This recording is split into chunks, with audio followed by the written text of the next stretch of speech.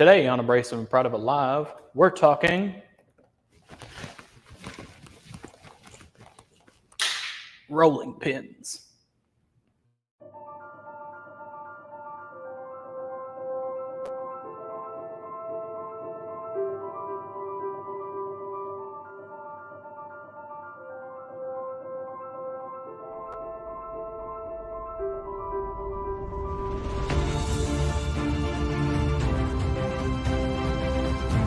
Love it when we're live. I'm Chris, and I'm in the studio. We're going to talk about blades. And what you'll notice is that it's in the on position, but the tip is not hot. Okay, so I'm not going to burn myself. Just like that, this is called jogging. This is my kind of jog. I'm not into that heavy physical fitness stuff, so this works out good for me. Today we're going to be talking about chucks. The cold jaws would be for taking and holding the bulb this way. We always recommend leaving it. It actually moves up and down and side to side. That are great if you're just looking to get something small to do some little tinkering with.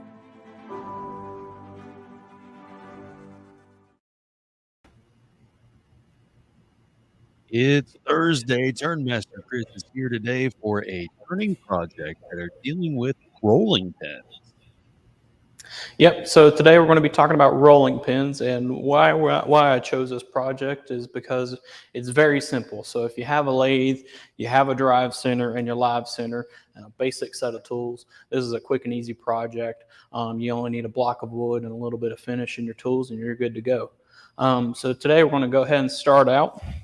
My blank here is a 3x3x16 cherry block.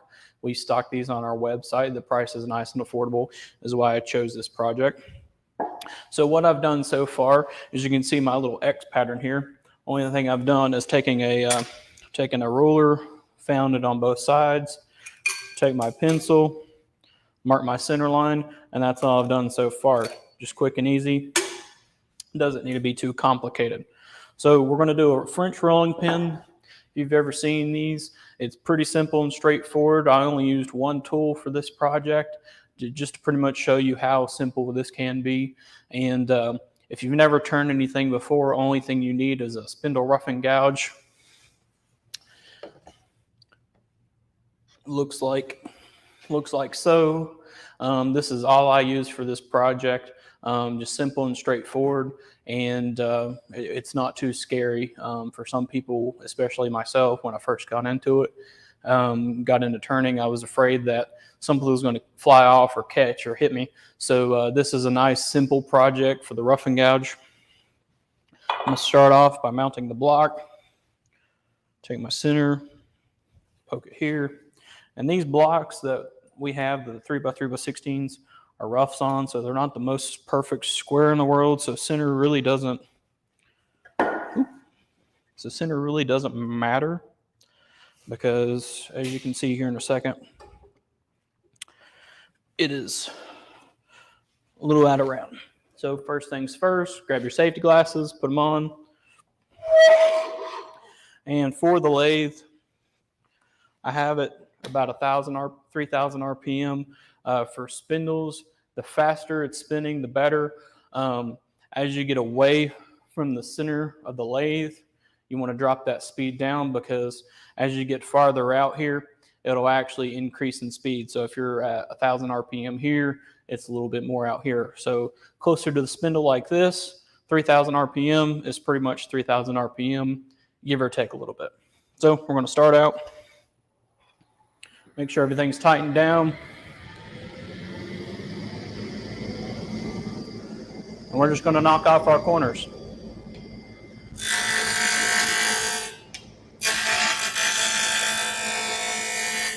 So what I'm doing right now, I'm going to turn off the lathe so you can hear me a little bit better. I got these corners knocked off, and all I've done so far is I'm keeping my let me get my feet here in the shot. My feet are about shoulder width apart. And what I'm doing is I'm got my tool on the tool rest right here, and I'm just rocking my body on my feet. So Chris, if you can go to the front shot here. This is all I'm doing right here, just rocking back and forth on my feet. Just keep that in mind.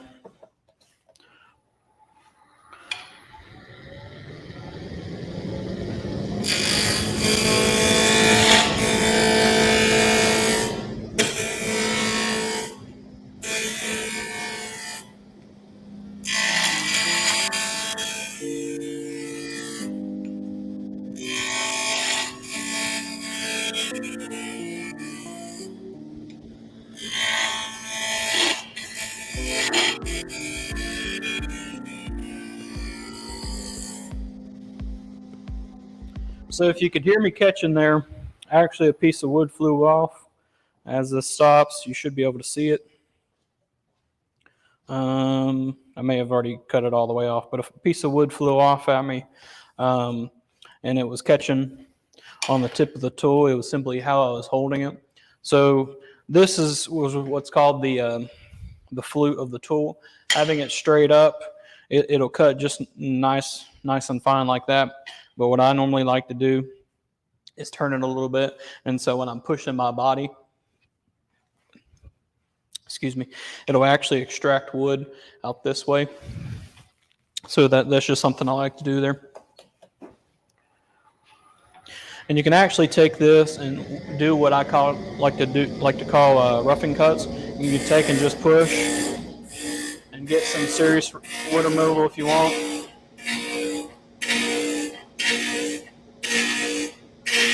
Or you can do what we were doing earlier.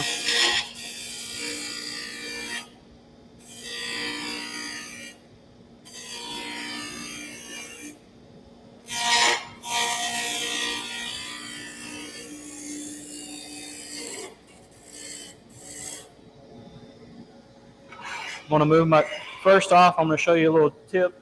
So rather than stopping the lathe and seeing if this part is squared off and completely round, you can take your tool, and if it sounds like there's no chatter up and down, then you know it's pretty rounded off. Now if I got over here and hear how that's knocking up and down, that means this is still out of round. So move my tool rest. And normally I like to recommend to stop the lathe before you move the tool rest, but for the sake of the video, we're going to keep things up to speed so it doesn't get too boring.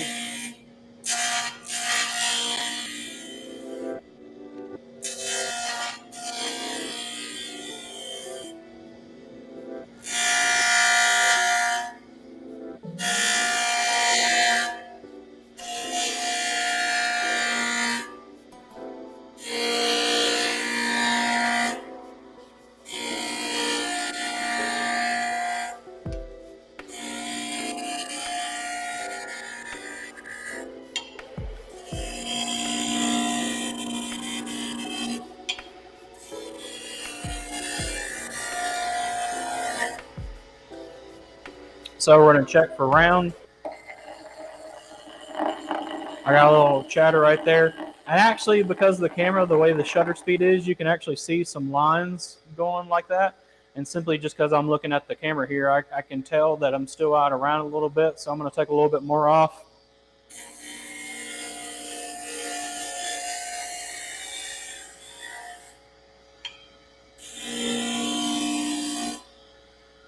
Move my tool rest. Take a little bit off right here.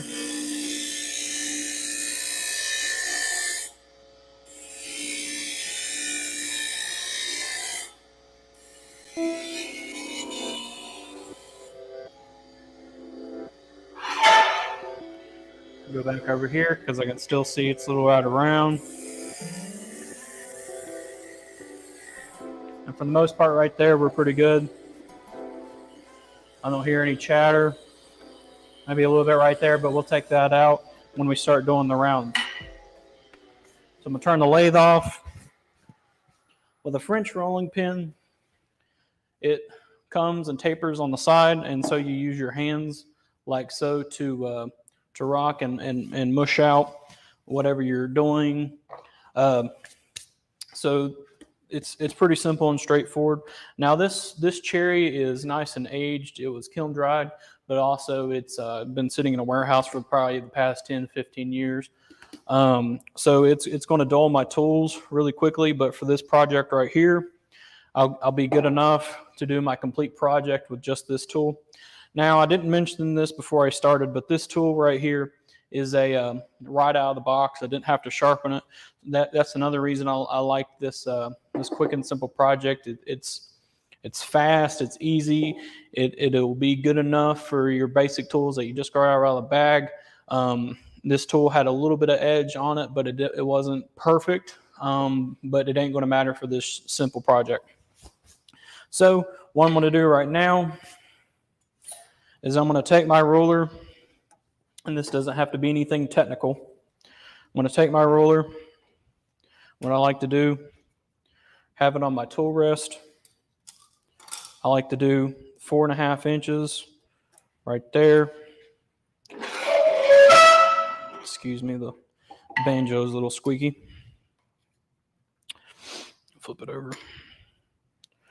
Go right here. And I'm going to put my pencil, actually, I'm going to put my ruler up. I'm going to turn the lathe on, but turn it down slow. Crank her up just a little bit. And that way I can see where my line was. If I slow it down a little bit more, you might be able to see it. Somewhere right in there, I'm going to crank it up just a little bit. Touch it. And now I have a perfect line. That's my 4.5 inches. I'm going to go to the other side. Go right there. Turn up a little bit. And boom, we're done. So what I'm going to do is now taper this handle off. I'm going to crank up the speed again. Wait for the lathe to catch up. And something you want to do to get in the habit of is make sure your tailstock is tight, and just give it a little snug every now and again just to make sure things aren't loosening up as you're turning. You can never have this tight enough. Both of these points have a center point in them, and that's gripping into the wood nice and well, as long as other points around the live center and the drive center. So it's holding in there nice and well, but you just want to double check always, because safety is key with turning. So I'm just going to take it and start removing some wood. What I'm doing, as I said earlier, just rolling my body.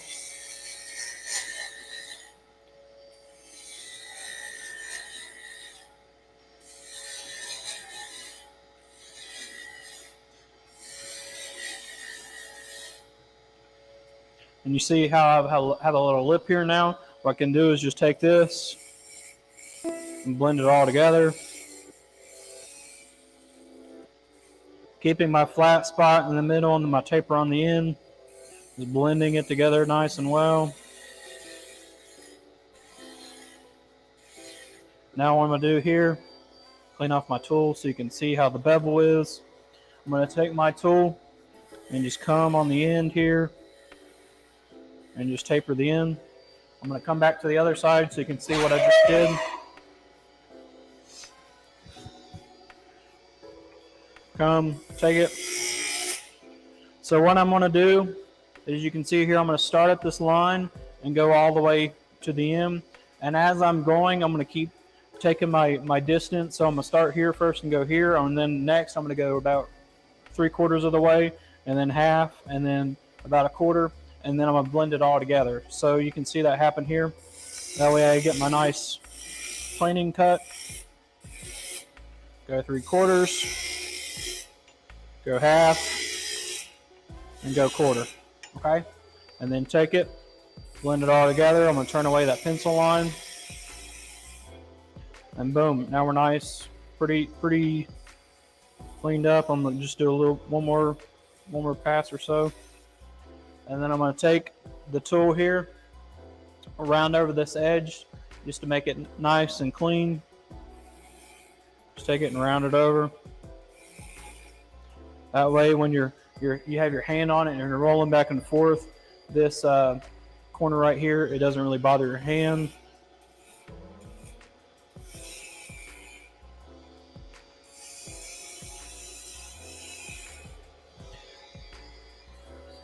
Okay, so I'm going to go back to the other side because I see I have a high spot right here. I'm just going to blend it. Okay, done. So now this project, I'm done with the turning tool. I can go into sanding. As for sanding this project right here, it's pretty simple, especially with how this one is cut. I could probably start with a 150 grit and then work my way up to 600 grit. I'm not going to cover sanding in this video simply because it's a video all on its own. I could sit here and talk about sanding on the lathe for an hour. This is a quick and simple project, so we're just going to say, with the magic of editing, taking this off the lathe and putting the other one on, and boom. We're sanded all the way through 600 grit. I started at 150 with this project at home and went to 400 grit and then took some water, got this damp, and what that does is raise the grain, kind of like you do with shaving. It'll raise those fibers, and then with the 600 grit, you'll knock it off. So that's where I'm at with this one. 600 grit all the way sanded through. It's nice and smooth. So what I'm using today for a finish is the walrus oil, cutting board oil.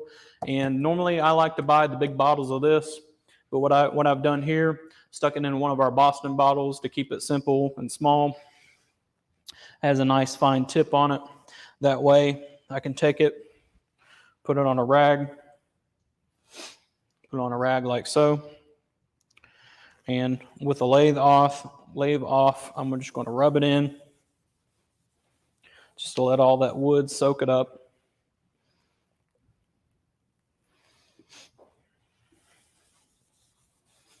And these cherry blocks that we stock, I mean, you can see how pretty they are. I don't know if the camera can pick this up. You see it here a little bit. All that, the curly and what's called chatoyancy all over the end here. This block was right off the top of the stack. So these cherry blocks that we stock, I mean, every single one of them is absolutely gorgeous. Not promising that every single one will be curly, but they're nice and aged. They have that nice aged cherry, deep, dark, brownish red color, and they just look wonderful.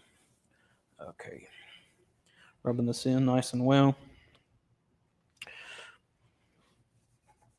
Just get the end here.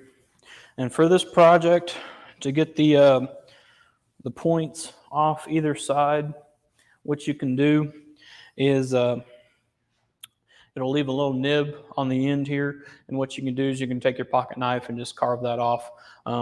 Rather than worrying about how to hold the tool and the tool angle and everything like that, you can take your pocket knife, just whittle it away, or you could take some sandpaper and just get all that out there. For this project, I'm not going to do that, just to show you how simple this project can be. So I got the first coat of oil on. I'm going to remove my tool rest if it'll come out. Brand new lathe is pretty stiff. There we go. Okay. Move my banjo out of the way here a little bit. Excuse me, it's loud. Okay, and I'm going to turn on the lathe. I'm just going to go back to the RPM we were at, about 3,000. Actually, it's a little over, about 3,500. I'm going to apply some oil to my rag, and with the lathe on, this walrus oil actually has some beeswax in it, and so doing what I'm doing here, it's actually buffing in that beeswax and all them oils together, and it's really giving it a nice coat and sheen that everybody's looking for.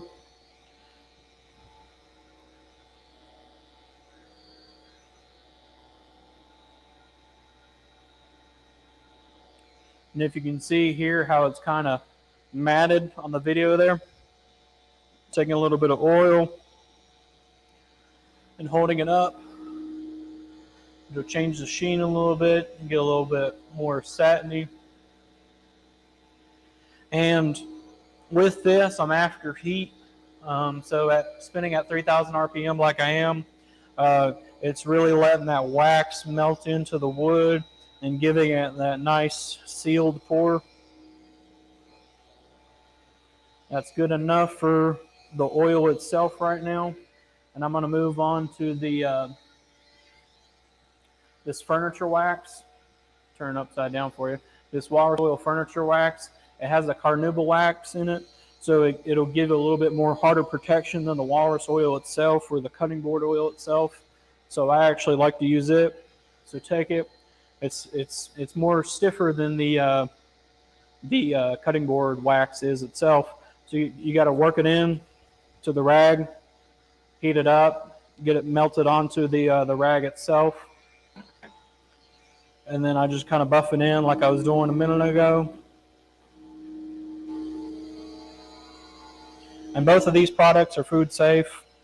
So using this on your piece, you don't have to worry about somebody being allergic to one of the ingredients. It's all natural stuff. That's one thing about walrus oil I really like. Everything is nice and natural. If you look on the website, it's food safe. The furniture wax is even food safe. That's why I like it a little bit more, because it gives it that nicer satin, a semi-gloss look. Get some more on here. I've been working on the end. I'm going to go to the other side. Just work it in to the rag.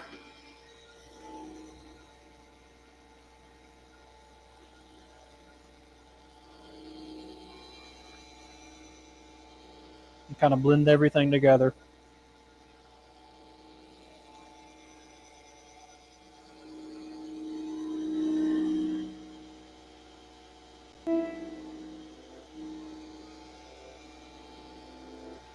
And for that, I'm going to call it done. I'm going to get the ends a little bit here just to coat that end, blend everything together, and we are done. So that is a quick and simple French rolling pin. As you saw, I used one tool, a little bit of sandpaper, and some finish, and I am all done. Now with this wax still being warm on here, just let it sit for a couple seconds and get nice and hard on there, and you'll be good to go. Any questions for me, Mike, real quick? No, not at all. Let me ask you this one, though. As far as with wetting the grain to pop it, do you do that on all projects, or would it be better for something that's more solid like this? Like, would you do it on a bowl? I do it on bowls. So especially food safe bowls, I will. It depends on the kind of finish. If I'm doing it in a nice burl bowl, something I know that nobody's going to use, I'll actually use a product called Triple E. It's more like a friction polish. It's the precursor to a friction polish, in my opinion, and I'll use that to kind of buff things up. But that's a whole nother video, and we can talk about that when we get down that way. This is something that I like to use for food safe finish. It gives it that nice feel, that nice. You want to feel it and see how nice everything feels and looks, and it's nice and protected. So yeah, perfect. How hard is it to maintain that during use? So if you're going to use it and you're going to wash it and clean it up, what would you do as the oil or the wax starts to fade away? It depends. So if it starts to get really faded and the finish is almost gone, that's one thing about food safe finishes is you will have to reapply it. With this walrus oil, it's nice and easy to reapply. We sell little bitty, 2-ounce bottles, Mike? Little bitty 2-ounce bottles and small little tins. So if you're planning on giving this to your mom or that special someone, you can buy that little bitty bottle, give it to them with the project, and that way if the finish is ever wearing off, they can reapply the oil themselves at home. There's also instructions online of how to maintain the walrus oil finish. So there's a lot of good sources out there on keeping up with walrus oil. Any other questions? No, I don't think so. Now, the furniture wax that you put on top of this to get the shine to really come through, is that food safe? Yes, it is. It is food safe according to walrus oil. I checked, and everything that is in it, where'd my bottle go? All the ingredients are all natural. I don't recommend digesting it itself, but once it's nice and hardened and everything's cured, it's nice and food safe. Very good. Yep. Any other questions before we sign out? Not that I have. Okay. So next week, we can move on to getting a little bit more advanced. So I'm going to do another rolling pin. This one's more like your traditional one with your handles. Now with this one, it's still fixed. These don't roll. So it's still kind of like a French rolling pin where you got to use your hand like that. But we're going to get into using like a spindle gouge and parting tool, and even use a skew for a method it's not used for. So just quick and easy projects for the beginner. So yeah. Perfect. So that'll be next Thursday with Turnmaster Chris. We're going to do another rolling pin with more technical. So that you would say this one's more of an advanced turning style rolling pin? No. Again, this is a basic set of tools. So this is the tool set right here. With the basic tools, you can really do anything. This set's got the spindle roughing gouge, the spindle gouge, the scraper, the parting tool, skew, and even has a bowl gouge. And with this basic set, you can accomplish both of these tasks. So only thing that we're going to get into next week is the technique of, say, holding the parting tool and getting this line here, and even using the spindle gouge to kind of round things over. So like coves and beads and stuff like that. So still a good beginner project. You're just using a few more advanced techniques compared to the French rolling pin. Yes. Sweet. Yes. Very cool. We'll look for that next Thursday, 1 p.m., Klingspor's Woodworking Shop. Today's broadcast was brought to you by Klingspor's Woodworking Shop, quality tools and supplies for the woodworker. Call us at 800-228-0000 or shop us online at woodworkingshop.com. And we'll see you next Thursday.